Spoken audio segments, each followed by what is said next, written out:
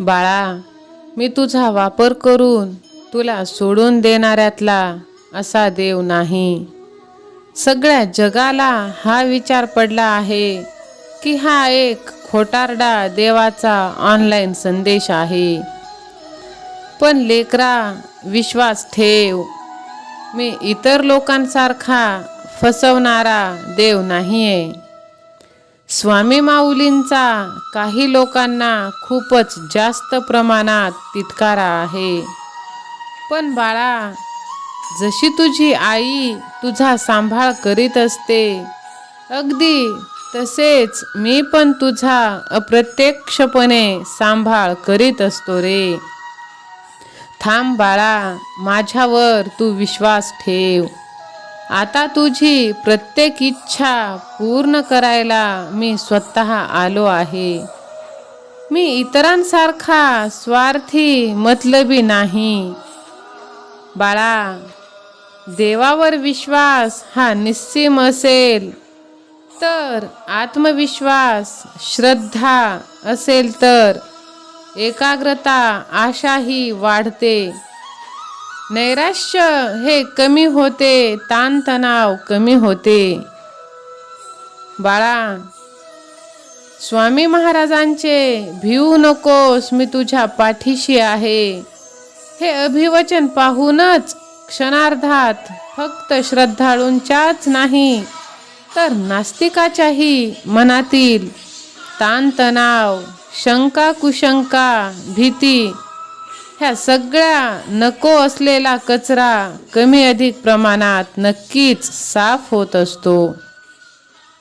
बाळा, ईश्वर आपल्या पाठीशी आहे असा ठाम विश्वास आपल्याला असल्याने कठोर परिश्रम बरोबर इतरत्र शक्ती ह्या आपल्या सोबत असतात आणि एकाग्रतेने योग्य निर्णय व मार्गक्रमण होत असते.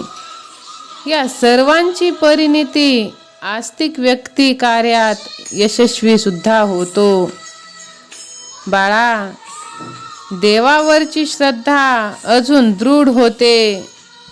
बाळा, जर आपला देवावर विश्वास नसेल तर आपल्या आयुष्यात ताणतणाव वाढत जातो, विचारशक्ती वाया जाते, आपल्याला चिडचिड होते, नैराश्य येते, नको त्या व्यक्तीवर आपले जास्त राग येतो आपला. बाळा, शत्रू वाढत जातात, आपली मानसिक शांतताही भंग होते, आयुष्याचे निर्णय चुकत जातात बाळा, मनाची अस्वस्थता वाढते, कठोर परिश्रमात सुद्धा अडथळे येत असतात बाळा. आणि जर का आपला देवावरती विश्वास असेल तर आपला समजूतदारपणा, सत्य, अहिंसा, दया, क्षमा, शांती, नम्रता, न्याय, प्रेम, नैतिकता, मानवता, सदाचार या सर्वांचा जीवनाचा आधार बनत असतो. यामुळे बरीच अनिष्ट व भांडणही टाळता येतात. आपले आयुष्य हे सुखकर बनते. बाळा, पूर्वापार सदाचारी देव असे नायक आणि दुराचारी राक्षसी तसेच खलनायकी वृत्तीत सत्ता संघर्ष चालू होते. मधून मधून दुराचारीही सत्तेत येत असतात. त्यामुळेच सदाचाराचे मानवजातीच्या सकळ कल्याणासाठीचे महत्त्व लक्षात येते. बाळा, नास्तिकता वाढविण्याचे प्रयत्न करणारा एक वर्ग वाढत चालला आहे. देव नाही, त्याच्या समोर कुकर्म केलं तरी ते काहीच करत नाही, अशी धारणा ही वाढविली जात आहे. वास्तविक मानवी न्याय यंत्रणेत अपराध्याला सजा होण्यास कित्येकदा दशके निघून गेलीत. पण बाळा, असं नाही. देव आहे. देवाला शरण जाऊन जर देवाचा आपण धावा केला तर देव नक्कीच आपल्याला योग्य तो मार्ग दाखवत असतो. बाळा, नजर तेच करते व घरातील हवा उष्णते नियमानुसार परिक्रम करून एकाग्रता वाढविण्याबरोबर हवेचे निर्जंतुकीकरण करत असते. आपला जर देवावरती विश्वास असेल तर रोज 5-10 मिनिटे ईश्वराचे नामस्मरणाने शरीरातील रोज मरणाऱ्या 30 कोटी पेशीच्या जागी नव्या सशक्त व रोगप्रतिकारक 30 कोटी पेशी तयार होत आहेत. बाळा, आपला देवावरती विश्वास असायला हवा. चांगला विचार केला की अति चांगला विचार केला की सर्वोत्कृष्ट घटना घडत जातात. तर वाईट विचार केला तर अति वाईट आणि अति वाईट विचार केला तर सर्वनाश करणाऱ्या घटना घडतात. ही देवाची स्वयंभू स्वयंचलित आणि स्वयंसिद्ध यंत्रणा सतत कार्यरत असते. त्यामुळे बाळा, तू चांगला विचार कर आणि सर्वोत्कृष्ट बन. बाळा, ज्याला जीवनाच्या अफाट सागरात नैतिकता, मानवता व नायक विचार प्रवर्तक धारेने कमीत कमी तणावात जीवन सफल करायचे असेल त्याने आत्मिक आस्तिकतेला स्वीकारले पाहिजे. म्हणजे भांडणेच नाहीत, नकारात्मक बाबी बाजूला पाडून ज्ञानेश्वरांचे विश्वातील सर्व जीवांचे कल्याणासाठी कणभर तरी हातभार नक्कीच लागेल. बाळा, देव नाही असे कधीच होत नाही. देवावर विश्वास ठेवणे न ठेवणे हे प्रत्येकाच्या भावनेवर असते. देव हा आपल्या मानण्यावर असतो. मनात भाव असेल तर विश्वास बसतो आणि जेव्हा आपल्या मनात भावच नसतो तेव्हा विश्वास बसत नाही. हेही तितके खरेच. आपण चुकीच्या संगतीने किंवा अविचारी बुद्धीने चुकीचे काम करायचे किंवा नको त्या कामाला स्वतःला आजमावायचे आणि अपयश माथी आलं, हाताला चुकीचे करता आले नाही की देवाला दोष लावून अविश्वास दाखवायचा.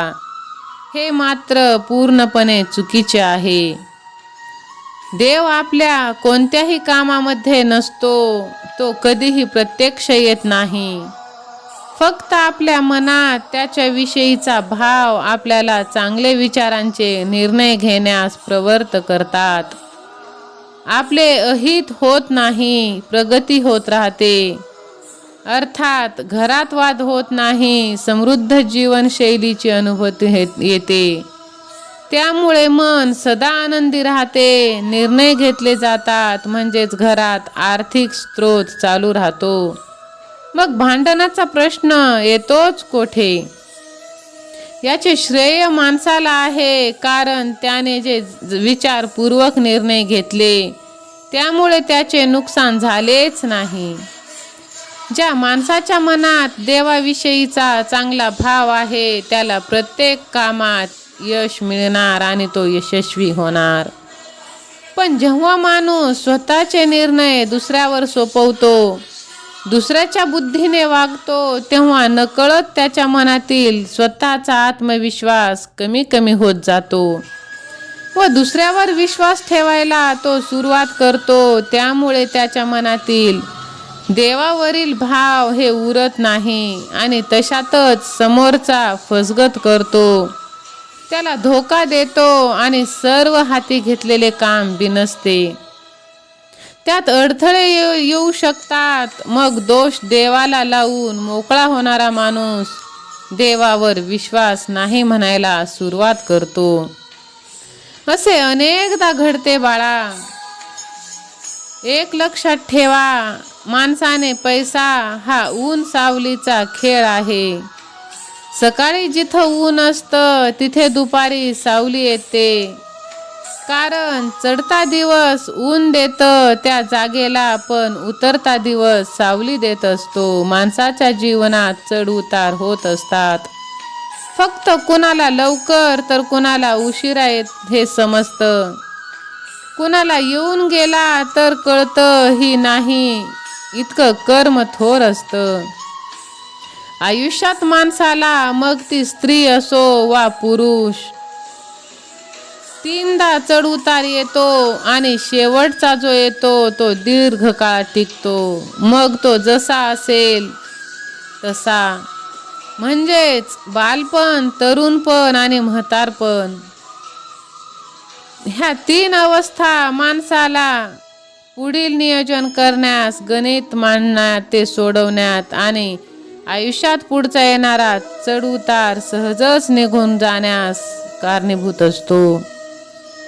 बाळा, नीट विचार कर, आपण कुठे चुकलो, आपण का चिडचिड करतो, समोरचा का भांडतो, आणि उत्तर सापडले की पूर्वीप्रमाणे वागण्याचा संकल्प करावा, कारण त्याशिवाय पर्याय नाही.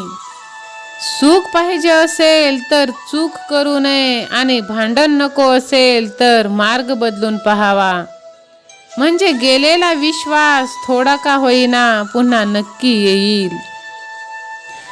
माझ्या प्रेमळ स्वामी भक्तांनो, जर का आजचा व्हिडिओ तुम्हाला आवडला असेल तर लगेच व्हिडिओला लाईक करा आणि ह्या भक्तिमय चॅनलला सबस्क्राईब करा.